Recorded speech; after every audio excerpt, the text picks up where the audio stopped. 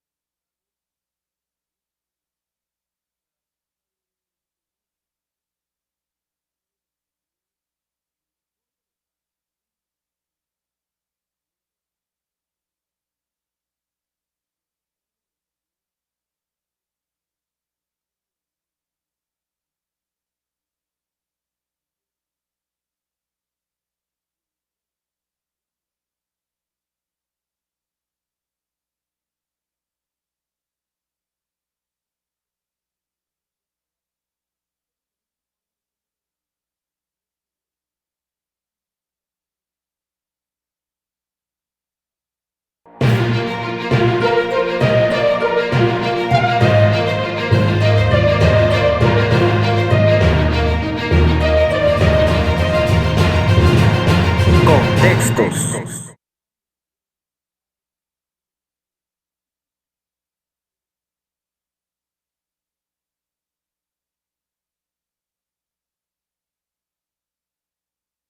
Muy buenas noches, amigas y amigos que nos siguen por la plataforma del Diario Ultimátum. Hoy estamos de plácemes. El Diario Ultimátum está cumpliendo 3 años de su emisión, de ser un medio de comunicación, un medio de difusión.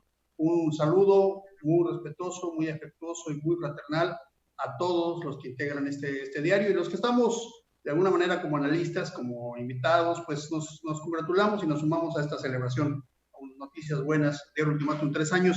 Un diario que vale la pena seguirlo en todas sus emisiones, tanto impresas como pues, lo que hacemos a través de las redes. Muy bien, pues empezamos como lo hemos hecho hasta estos días. Estamos emitiendo todos los días a partir del 8 de marzo. ¿Qué tal? Ya tenemos varios meses. Iniciamos justamente con lo de la Marcha de las Mujeres y nos hemos quedado todos los días analizando, discutiendo el contexto mundial. Déjenme decirles a todos los que nos siguen el día de hoy que las cifras del COVID hoy rebasan pues la cifra psicológica de 40.400 muertos, 40.400 personas que, por lo menos la cifra oficial, han sufrido la muerte a causa del COVID. 356.255 personas se han detectado contagiadas y desde luego que hay muchos más que no están siendo reportados por varias razones que ustedes ya seguramente están informados en los medios. Estos son los datos. A cada uno de los familiares que han perdido a un ser querido o que se encuentran en este momento sufriendo y luchando contra el COVID, contra esta enfermedad, le mandamos, en el caso de haber perdido un familiar, nuestro más sincero pésame, y en el caso que se encuentren ahorita luchando por su salud, nuestro más fraternal abrazo de esperanza para que se recuperen muy pronto. Para nosotros no es una cifra solamente, son personas, familias que sufren y con quien nos sentimos con mucha empatía. Un abrazo fraternal para todos, con mucho sentimiento. Y bueno, pues hay muchos temas con los cuales vamos a trabajar el día de hoy. Yo voy a ponerlo sobre la mesa, como siempre lo hacemos, maestro Ricardo del Muro, maestra María Enriqueta Morelo. Muy buenas noches a ambos. Buenas noches. Buenas noches.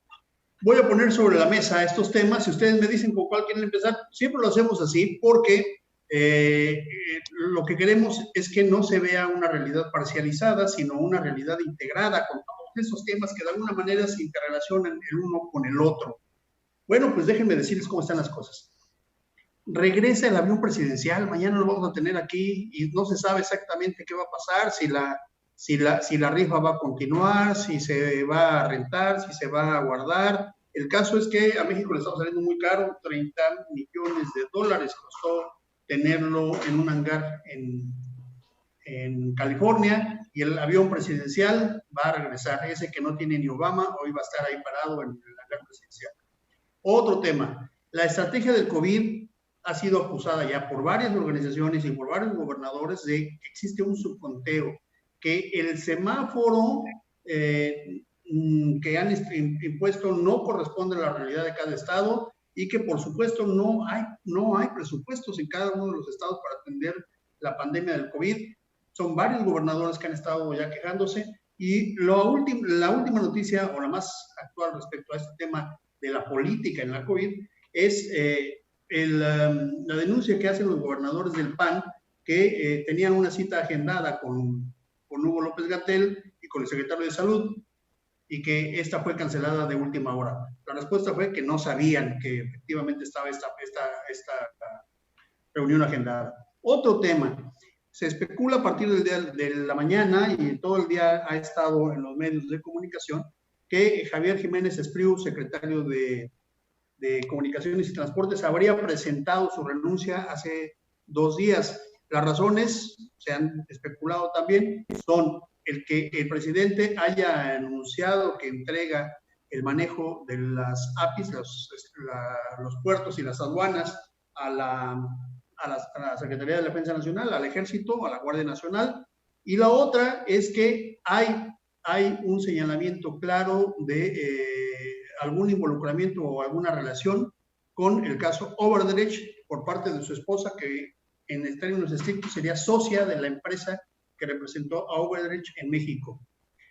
Y eso nos lleva a un tema más. Emilio Lozoya, hay un debate, ¿es testigo protegido o delincuente? Las dos cosas, las dos hipótesis están en medio. El presidente ha dicho que Emilio Lozoya es un testigo protegido. Sin embargo, la forma en la que se expidió la petición de extradición lo marca como un probable, un presumible delincuente, lo cual implicaría una categoría completamente distinta. Otro tema muy importante, en la Ciudad de México insisten en una iniciativa contra arrendatarios. Esta vez han ido contra la forma de arrendamientos a través de la plataforma Airbnb, que quieren cancelarla, incluso establecer multas muy superiores o muy altas a la gente que rente sus casas o sus departamentos a través de esta plataforma. Dice el secretario de Hacienda que la recuperación de la economía dependerá del uso del cubrebocas. Él dice eso, y sin embargo los funcionarios del gobierno federal no usan cubrebocas. La Unión Europea también ha mencionado hoy un paquete, esa es una muy buena noticia, un paquete de 70,000 millones de euros para la recuperación de la zona europea. Eso es muy importante porque el motor de la economía mundial en Europa pues puede repercutir en todo el mundo. Es muy interesante y además puede presentar un precedente.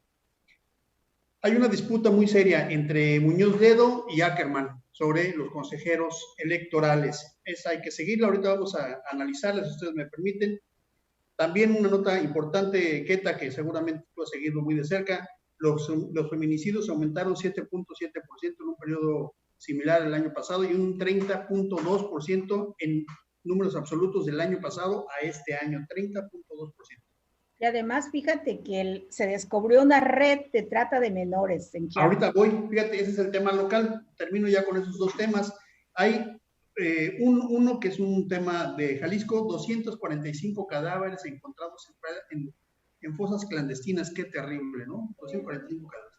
Y en el caso de Chiapas, la nota es justamente que se extravió un niño, Brian, ¿no? O Dylan, se extravió hace unos días y empezaron a buscarlo. Pues esto dio motivo a que se hicieran indagatorias y resulta que encontraron una casa donde tenían a 23 menores que eran explotados para, pues, los niños pedían en la calle, vendían cositas, eran explotados por 3 mujeres que ya fueron detenidas. Esos son los temas nacionales, mundiales que están en la boca de todos y que es importante que ustedes, compañeros, amigos que nos siguen en las redes, puedan tener y puedan analizar para que estén bien informados y puedan generarse su propio criterio.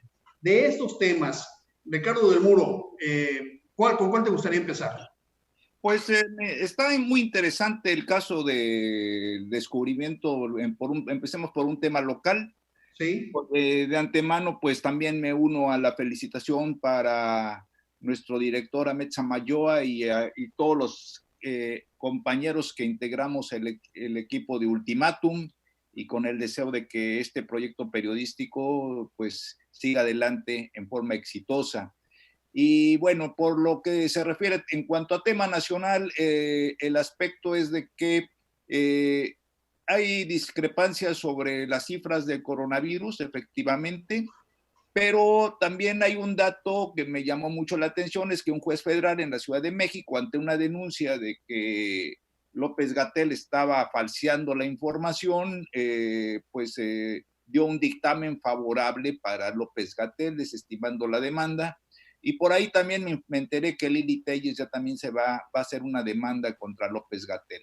En concreto, yo creo que más allá de que se manejen las cifras correctas, que los veo muy difícil porque estamos hablando de una pandemia, que ya lo hemos tratado en otras ocasiones, que pues es imposible tener la cifra exacta. O sea, realmente en este tipo de epidemias es imposible tener las cifras exactas, se tienen cifras estimadas.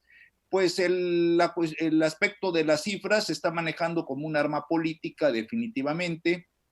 Los gobernadores están molestos porque aquí es un poquito como cuando te hacen examen. Si sacas una buena calificación, pues estás muy orgulloso y el maestro es excelente. Pero si te reprueban, no se debe a que el alumno no estudió, sino porque el maestro le tiene mala voluntad y algo hay mal en este asunto, ¿no? Lo último que reconocemos cuando reprobamos es que gran parte del error es culpa nuestra. Y aquí realmente sucede porque en contraparte me brinca el caso de Jalisco, que ha sido uno de los principales críticos al manejo de las cifras, y también el caso de nuestro vecino, el gobernador de Tabasco, que se ha enojado con López-Gatell porque cómo es posible que pongan a sus entidades con el semáforo rojo, pero no es tanto porque les interese mucho la salud de sus coterráneos, sino que a ellos les molesta que el semáforo rojo afecte sus proyectos personales políticos. Tan es así que en el caso de Jalisco, Alfaro, cuando tenía cifras según él positivas, presumía de que en Jalisco se tenía un mejor manejo de la pandemia que en la Ciudad de México. Entonces, y ahora que va a brincar a la palestra de los críticos Lili Telles, pues así va a seguir, ¿no? O sea que ahorita la crítica a López-Gatell es una de las mejores propuestas para todos aquellos políticos que se sienten disminuidos ante los reflectores y ponerse como defensores de la tragedia ajena. Entonces ahí te hago una pregunta, a ver, más allá de los posicionamientos de cada uno, hay una especie como de tránsito del manejo de la estrategia del COVID. Primero es un tema de salud pública, ¿no? Sí. Luego un tema económico, es decir, cómo la enfrentamos, con qué recursos y quién ejerce los recursos económicos, ¿no? Que fue una gran disputa que se contó. Luego un tema político al que te estás refiriendo en este momento. Y ahora parece ser que se presenta una nueva faceta que va a ser la judicialización de la pandemia, es decir, los juicios porque tú bien mencionas, y hay uno que revocan una solicitud para pedir unas cuentas y señalar que están mal las cuentas de Gatell, y lo que señala de Lili Telles. Es decir, estamos ante una nueva faceta, la judicialización del COVID. ¿Tú sientes que vamos para allá? Sí, y de hecho, en el fondo es un aspecto político, cada quien en su ámbito. O sea, aquí pongamos el pleito que se agarró Trump con la Organización Mundial de la Salud, que las críticas que se le han hecho a China de que ellos fueron los que propagaron este virus, en fin. En el fondo es de que en realidad, como en toda epidemia, y ahora pandemia, que la pandemia es cuando ya se traspasan las fronteras según la definición técnica, es difícil saber cuántas personas están infectadas, hasta dónde va a llegar la incidencia y desgraciadamente también la mortandad, las víctimas de la pandemia. Creo yo que tal vez pasen años, no sé cuánto, para que se analice, una vez superada la epidemia, para que se analice el cuadro completo, y entonces sí podremos sacar conclusiones exactas de que quién tuvo la culpa o quién no. Muy bien, maestra María Enriqueta Burelo, sobre este tema que ha puesto sobre la mesa el maestro Ricardo del Muro, el secretario de Economía, el secretario de Hacienda, Arturo Herrera, dice que la recuperación dependerá del uso del cubrebocas. Y tengo otra noticia que acabamos de leer. La Universidad de Oxford y los laboratorios AstraZeneca acaban de anunciar que tuvieron un éxito en la prueba clínica de las vacunas. China también lo ha mencionado, y el laboratorio Moderna en Estados Unidos también dice que ya tiene una vacuna. Es decir, el cubrebocas y la vacuna serán la clave en los próximos días, en los próximos meses, o seguirá siendo la utilización política que dice el maestro Ricardo del Muro sobre el tema del COVID. ¿Qué opinas, maestra Enriqueta Burelo? Bueno, pues después de unirme también a la felicitación por los 3 años de ultimátum, ¿verdad? Me ha tocado seguir la carrera periodística de Ahmed Samayoa, quien es nuestro director. Es un periodista profesional con una larga trayectoria que hoy consolida todo ese bagaje, ¿verdad? En el periódico Ultimátum, y felicidades a todo el equipo que hace posible este periódico. Pues el tema es que, pues sí, la cuestión es política también, ¿verdad? No es posible dejar a un lado la política de la salud, del manejo de la salud. Y desafortunadamente hubo un manejo desde el inicio como muy centralista, ¿no? De la situación. Todo se concentró en Gatell, ¿no? En López-Gatell. Y tal vez no es López-Gatell, es todo la Secretaría de Salud, todo lo que implica esta centralización del manejo de la pandemia, ¿verdad? Tuvieron pocas oportunidades los gobernadores de tomar decisiones en conjunto, y eso causó muchos enojos al inicio, también la falta de recursos. Sin embargo, creo que nos enfrentamos a una situación inédita en la historia del país, por lo menos en la historia reciente, y entonces eso hace que no tengamos, pues, en un momento dado, pues, todas las estrategias necesarias, el personal especializado, y pues nos agarró de sorpresa. Si quieren acusar a López-Gatell de un mal manejo, tal vez no será por las cifras, tal vez habrá otros elementos y tendrán que sustentar bien su demanda. Has insistido mucho en el tema de los protocolos, lo dijiste desde los primeros días. Sí, la cuestión de los protocolos, ¿verdad? Que no se siguieron en todos los estados, hubo estados muy laxos, hubo otros estados como Yucatán, ¿verdad? Sonora, que todavía está en estado de sitio casi, ¿no? Que han seguido más, un tratamiento más, más estricto del tema, ¿no? Y es que desafortunadamente tenemos una población en México que necesita salir a la calle por la economía, que es el otro gran, Claro. es el otro gran tema, ¿no? Y es el tema que ha, que nos duele y que además también preocupa al gobierno mexicano, ¿no? Pero ¿qué tal? Cuando vi hoy la noticia de la Unión Europea, ¿no? De todo ese plan anticrisis que van a poner en marcha. Y yo 70 mil dije, millones de euros. sí, millones, son 750,000 millones de euros y 390,000 millones se van a destinar a auxilios directos. Es más grande, para ponerlo en contexto, es más grande que todo lo que se invirtió en el proceso de reconstrucción de la Segunda Guerra Mundial.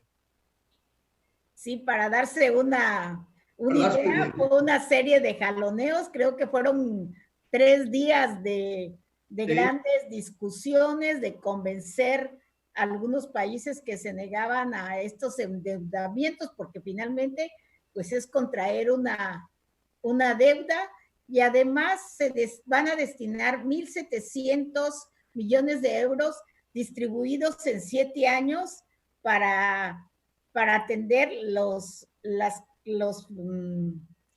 situaciones que se vayan dando de emergencia, ¿no? Hay que aclarar que esto es para la recuperación económica, ¿sí? No es para la atención de la salud, es esa parte, ¿eh? Exacto, sí. Lo que se ha invertido, ¿eh? Es atendiendo este tema. Aparte, pues me supongo que también habrá un plan en el tema de salud, ¿no?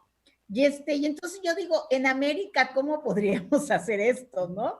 Y nos enfrentamos, pues, economías bastante endebles, ¿no? Economías no fuertes, pero tal vez si juntáramos ideas, si juntáramos recursos, podríamos tener un paquete también económico. Y si Trump y Trudeau, ¿verdad?, que son las economías más sólidas, pudieran aportar en la parte económica, pues algún recurso, pues yo creo que tal vez no de la calidad que lo de la Unión Europea, pero algo se podría hacer también en América, ¿verdad? Pero una última pregunta en ese tema para que pasemos al otro, ¿qué tal? Decía Enrique el maestro del Muro, Ricardo del Muro, decía que el uso político, o sea, su fuerte de análisis fue parte del uso político de la pandemia. ¿Tú crees que la vacuna también tendrá un uso político? Pues esperemos que no, ¿verdad? Esperemos que no tenga un uso político. Hay creo que 150 patentes en estudios. Se habla que la de AstraZeneca y la Universidad de Oxford es de las más seguras. También hay una de Pfizer y de otros laboratorios. Sí. Y se hablaba de un reparto como de 2.200 millones de vacunas que se van a distribuir en el mundo. Esperamos que esta distribución sea democrática, que los países adquieran la vacuna, que no tenga que ser a nivel individual, que la vacuna también tenga un costo accesible para la mayoría de la población, ¿no? Porque si no, ¿cuál es el caso, verdad? Si la vacuna va a tener un costo estratosférico, pues ¿de qué nos va a servir, no? Vamos a irnos al otro tema, pero antes quiero preguntarle al maestro Ricardo del Muro, esta misma, el uso político de la vacuna. Keta ya hablaba del costo, ya anunciaron que el costo estaría alrededor de los 65 a 70 pesos, porque sería un costo solamente, digamos, costo de recuperación, no es un asunto de costo comercial. Pero el manejo político de las vacunas, maestro Ricardo del Muro, ¿cómo ves? ¿Puede abstraerse del manejo político? La verdad es que la vacuna nos da a todos, simplemente el hecho de escuchar el día de hoy los avances que se tienen sobre la vacuna nos da esperanzas de que hay una luz en este oscuro túnel. Y por supuesto que se podría utilizar desde el punto de vista político, pero para beneficio del gobierno que impulse, digamos, la distribución masiva y que en el caso de México podría ser en forma gratuita o a un precio mínimo de la vacuna. Aquí se está jugando muchas cosas. Definitivamente los científicos que que están dando o que van a dar los últimos resultados de la vacuna y que sea exitosa. Y tenemos ya el próximo premio Nobel de medicina, pero súper bien ganado, y que yo creo que va a ser un personaje que va a pasar a la historia al nivel de Pasteur y todos los grandes científicos. Definitivamente yo creo que en ese sentido va. Ahora, por el otro lado, también se explica mucho la desconfianza y a veces los comentarios despectivos, los comentarios críticos hacia el gobierno y en todo caso hacia López-Gatell. No olvidemos que en la historia de las pandemias, la historia de las epidemias, siempre tienen como contraparte ante la ignorancia y ante el temor de estar enfrentados a un enemigo invisible y que no podemos combatir, el encontrar los famosos chivos expiatorios. Cuando estuvo la peste en la Edad Media, fueron famosos los juicios por brujería, los juicios contra los judíos, y eso es y bueno, y aquí en Chiapas y en otros lugares, pues hemos sido testigos de los motines de personas que a los médicos los han agredido, culpándolos de ser los causantes del coronavirus. Desgraciadamente es parte de la misma pandemia, ¿no? Esa reacción que se genera por el miedo y la ignorancia. Muy bien. En el último tramo del programa vamos a hablar del tema que ya ustedes proponían, que parecía que es muy interesante. 23 menores fueron rescatados en San Cristóbal de las Casas, 3 mujeres se encuentran detenidas. Estos menores eran explotados laboralmente.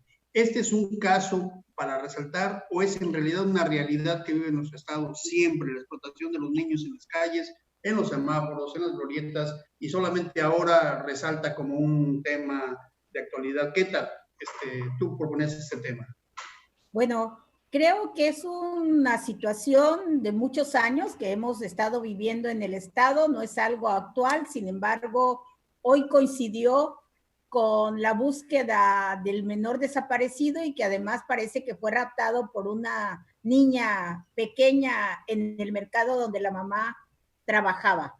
Y vemos cada rato a niños por todos lados, muchas veces al parecer acompañados de sus papás, que podrían no ser sus papás, ¿no? Podrían no ser sus papás, vendiendo en los semáforos, vendiendo en los cruceros, siendo expuestos a que cualquiera se los podría llevar, ¿verdad? Porque pasas, te los agarras y te los llevas, ¿verdad? Y entonces aquí vimos una parte que es la trata laboral. Pero también esta trata laboral puede derivar en una trata de tipo sexual, ¿no? Que también los niños y las niñas sean usados en el comercio de sexual infantil, que también en nuestro país tiene un alto índice. Hay muchas organizaciones dedicadas al tema, ¿verdad? Que han rescatado a niñas mexicanas en otros países, ¿no? Donde el comercio sexual es el pan de cada día. Es muy importante que la Fiscalía de Trata, porque tenemos una Fiscalía de Trata, últimamente ha estado haciendo un buen papel, ha estado recogiendo a los niños en los cruceros y ha citado a los papás, porque regularmente el niño pues tiene el teléfono, los ha citado para que acudan y confirmen que realmente son los papás de los niños y por qué les permiten estar a altas horas de la noche, ¿no? Pero, ¿qué tal? Fíjate ¿sí? Que recuerdo una noticia, el DIF de Tamaulipas, y no fue el único caso, hubo otros 2, regresaron a niños que estaban siendo explotados en esos lugares, que eran de Chiapas. Es decir, parece que hay toda una economía detrás de esto. Así es, y luego muchos niños, es increíble, ¿verdad? Cómo a veces los papás se van a Estados Unidos, uno de los 2 o los 2, y los niños quedan en manos de los abuelos o de los familiares, y muchas veces son sujetos de malos tratos.